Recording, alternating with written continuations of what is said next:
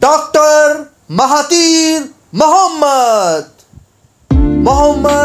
Iskandar Malaysia کی ریاست کیدا کے قصبے ستیار کے ہائی اسکول میں پڑھاتے تھے۔ خود اسکول ٹیچر تھے۔ بیٹے کی پڑھائی پر خصوصی توجہ دیتے۔ خصوصی توجہ کی وجہ سے بیٹا پڑھائی میں بہت دلچسپی لینے لگا۔ ابھی وہ ہائی اسکول میں تھا کہ دوسری جنگ عظیم شروع ہو گئی۔ جاپانیوں کا دباؤ ملائیشیا پر حد سے زیادہ تھا۔ پورا ملک میدان جنگ بنا ہوا تھا۔ ہر چیز کی قلت تھی۔ ایسے وقت میں محمد اسکندر کا بیٹا اسکول ٹائم کے بعد کھانے پینے کی اشیاء بیچنے لگا، کیونکہ وہ محنت میں عظمت ہے کا قائل تھا۔ البتہ پڑھائی پر اس کی پوری توجہ رہی۔ ہر امتحان اچھے نمبروں سے پاس کرتا رہا۔ 1947 میں اسے سنگاپور کے کنگ ایڈورڈ کالج میں داخلہ ملا۔ کالج میں قیام کے دوران وہ غیر نصابی سرگرمیوں میں بھی حصہ لیتا۔ گڈ ڈرون نامی رسالے کی ادارت کے علاوہ مسلم سوسائٹی کی صدارت کا اعزاز بھی اس کے حصے میں آیا۔ اسی کالج میں حسمہ محمد علی سے اس کی دوستی ہو گئی۔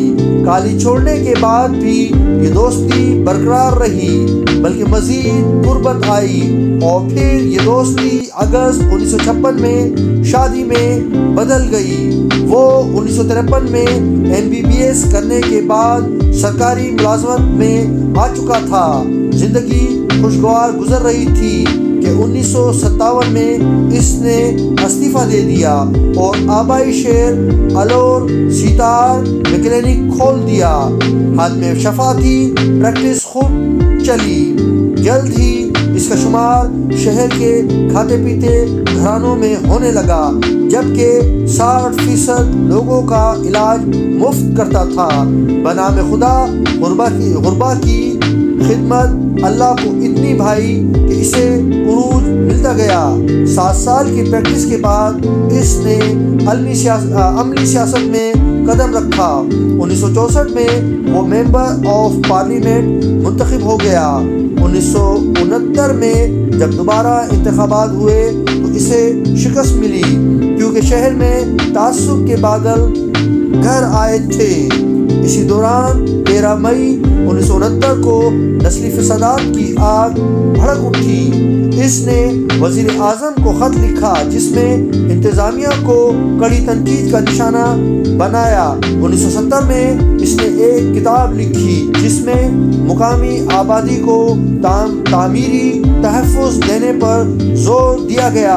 سرکار نے اس پر پابندی لگا دی، لیکن جب حکومت تبدیل ہوئی، نئی اقتصادی پالیسی بنی تو اس کی چند تجاویز بھی شامل تھیں۔ فکر کا یہی نیا دھارا مثبت اقدام کا پیش خیمہ بنا اور یہ پالیسی پوری دنیا میں پسند کی گئی۔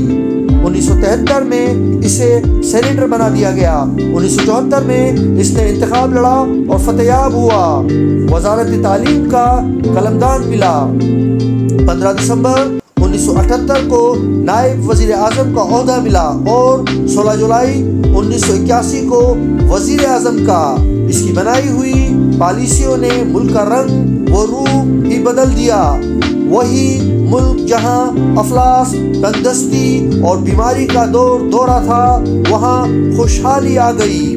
20 سال تک وہ اقتدار میں رہا۔ پھر 2002 میں برسر اقتدار پارٹی کے اجلاس میں اس نے تقریر کے دوران اپنے استعفے کا اعلان کر دیا۔